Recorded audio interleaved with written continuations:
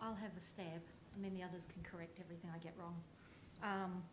So requirements for portability across, I think that the first requirement is that we actually evaluate the system that we have and try to build some good models, which I think we're making some really good progress on, so that the other districts, when they come to deal with this, or as they are coming to deal with it, don't have to completely reinvent the wheel and start from scratch and won't make the same mistakes that we've all made as we've gone through this process. I think within this room there's an enormous amount of knowledge about how not to do this, and we should make sure that that gets out there.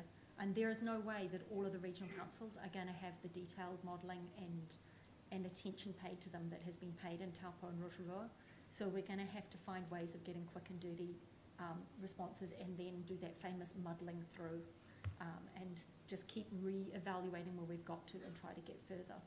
But what we've been trying to do in all of these studies is design them in such a way that we're not just learning about the location, but we're learning something generalisable about what the system is really sensitive to.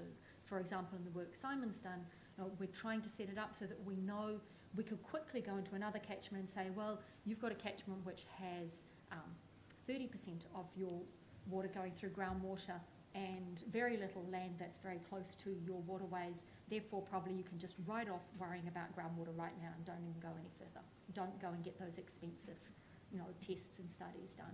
Whereas in another catchment you might say, you've got only 10% surface water, this is actually going to be a really big issue for you, you should look at this. And so trying to find quick ways of assessing just to a first order whether this is a big deal or not. And a lot of these models are built on data sets that are actually available nationally, so it can be done nationally, remembering always that these models will not be right, they'll just be useful, and they have to be used in that sort of way. But I'm looking at Suzi Greenhalgh, they've got a farm, NZ farm, which you'll see a little bit more about later, that you can relatively quickly then go into another catchment and calibrate and just begin to get a feeling for what are the important issues and what are the big mistakes you could make. Let me just add to that. I think the last comment Suzi made about what are the big mistakes you could make is really important, because like I take from your tone you're worried about how much has to be done in the length of time. That would certainly be my perspective as well, to do process everywhere at the level of detail that these two projects have been involved in is just a mind-blowing challenge. So I think some creative thinking about how we put in place policies that allow us to not make big mistakes and paint either regulators or farmers into corners, keep control of the situation while we do some better analysis. That's the sort of creative thinking we need to be doing. I would support exactly that. Essentially where we got to as farmers in the catchment was that we could have kept challenging the science, we could have kept arguing and being difficult buggers, but a precautionary principle has to apply at some point. And this is just our best guess at what is a possible solution for the lake, because in the end we all as farmers moved there because we valued the lake. And we could spend forever arguing about it, so, and I would think we don't have that much time. And the comment's been made, use local knowledge. There's enough knowledge about what's going on in each catchment now, at a practical level as well as a scientific level, to be able to make some good decisions. One of the things I've learned from the process is that if you're a regulator or if you're someone concerned about this issue, don't go in with a solution. Go in and get agreement on what the issue is first. And don't spend any time talking about the solution until you get absolute agreement from all the parties involved on what the problem is. And then move from there to a possible solution. As far as portability goes, I mean, to me it's quite ironic. As farmers in the catchment of Taupō, we always saw us as the guinea pigs, and the whole thing was the precedent. Yet the variation specifically says that Environment Waikato will in no way use this legislation as precedent setting for anywhere else. The only way they could get organisations like Fonterra to sign off on the variation was to have that clause in there. So that gives you some idea of it's a socio-political issue as much as a science issue. And in the end, you're just going to have to go with what feels right. And I know that's scary. After thinking about it quite a lot. I guess just very quickly from me, firstly, I think we need to accept that you're not going to get absolute portability, that in fact you are going to have to treat each catchment as a unique catchment and its community as a unique community. But I think that there are some important principles and lessons that you can take out of both Taupō and Rotorua and potentially future programs that may well be applicable to other areas. Couple of questions now.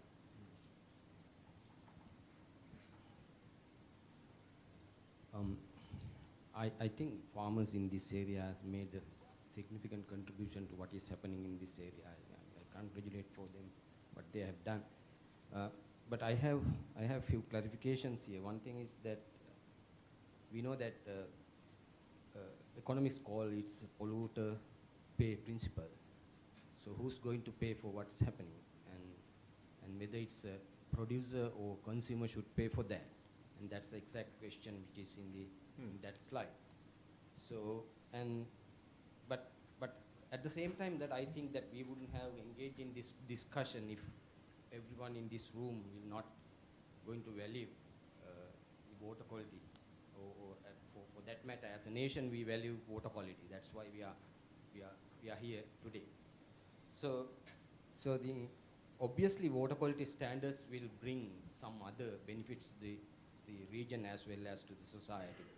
I'm talking about the social cost and benefits now. For example, if you increase tourism in this area, I mean that will bring some money to this area as well as to New Zealand, because I think we shouldn't forget about the international image on New Zealand, which is a clean and green image.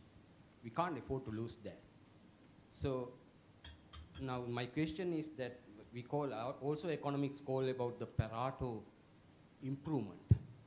So is there any possibility that we can compensate these hardworking farmers by getting some money out of the tourism industry or something like that, and then give it to them in order to compensate what they are doing? So I mean, it's a sort of rather than local, it's a national question that we need to answer. Sounds like an excellent idea, but I suspect the answer is no. Yeah, we did try.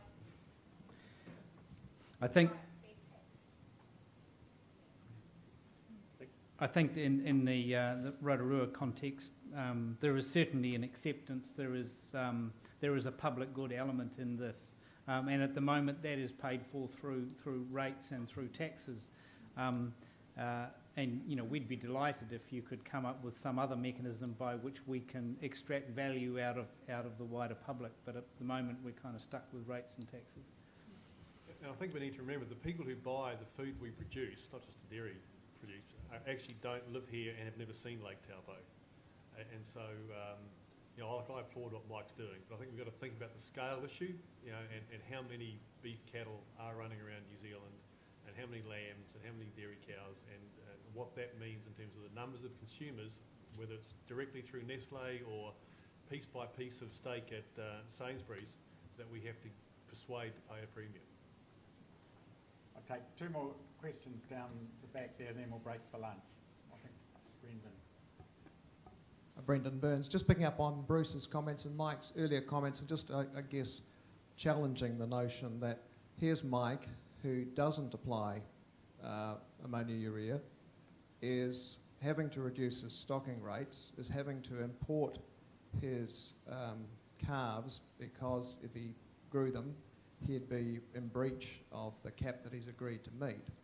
But down the road, other farmers are actually not subject to these constraints, and ultimately, doesn't that erode your business model, Mike, if your consumers are believing that they are getting this premium and they're adding to the value of the waterway, but other farmers are absolutely not anywhere near the kind of commitment you've given? Yeah, you're right, and I guess one way of looking at it is that Taupō farmers, relative to the rest of New Zealand, are just like New Zealand if we decide to cap the whole of New Zealand relative to the rest of the world.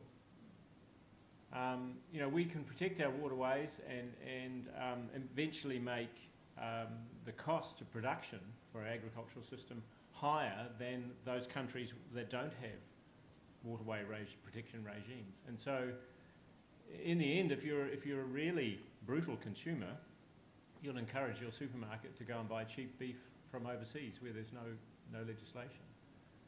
So Taupō is actually a snapshot of what New Zealand might be if we overlay these sorts of restrictions over all catchments in the country. And I don't say that negatively. I mean, I'm relentlessly positive about the idea of branding our produce in a different way. The clean green thing is just crap. It's not verifiable, it's not certifiable, it's all those. We have to actually, if we're going to do this, we have to create a story that adds up and sticks, and so that a really smart kid in New York can go onto a website and actually check the stock numbers I've got on my farm and can verify the claims I've made. And that's where we should be moving. And I know most of the industry, be it dairy or meat processors, don't think we can do it. But I plainly don't see any other option if you're going to protect your waterways. So we have to get bloody minded about it and make it work. Okay, last question. Mike, a question for you again, Liz McGrady. The Taupō trading model, which you folks supported at the outset, in the Taupō situation, I think we've had a couple of factors that have been quite critical. One is the trust, and a second factor I've heard this morning is the importance of having carbon farming kicking in alongside. In other areas where we might not have a trust, or perhaps ask the question in a different way, were those two factors critical, so they would need to be replicated in some way in order for this type of market-based scheme to get up in other regions? Well, I'll speak from a farmer's perspective first. I mean, I'm not an economist, so I can't answer it in that sense, but it seems to me that most catchments in the country, there's going to be a difference between what your current leaching is and what your ideal leaching is. So you're going to have to take that out of the system somehow. Whether you use a trust and a public fund, or whether you choose to take it out of farmers' income will be a decision you make. But either way, those things are going to influence any market that you set up. So, yeah, I would support the use of markets. I would support the use of some sort of public fund where you've got a huge mismatch between what your target is and what the current reality is. Otherwise, you're going to be talking around the issue forever and you won't make any progress. And it might distort the market for a while, but that's okay. I don't know if I answered your question. Anyone else want to say? Okay, well on that note, I think if we could just thank our panellists and the speakers this morning.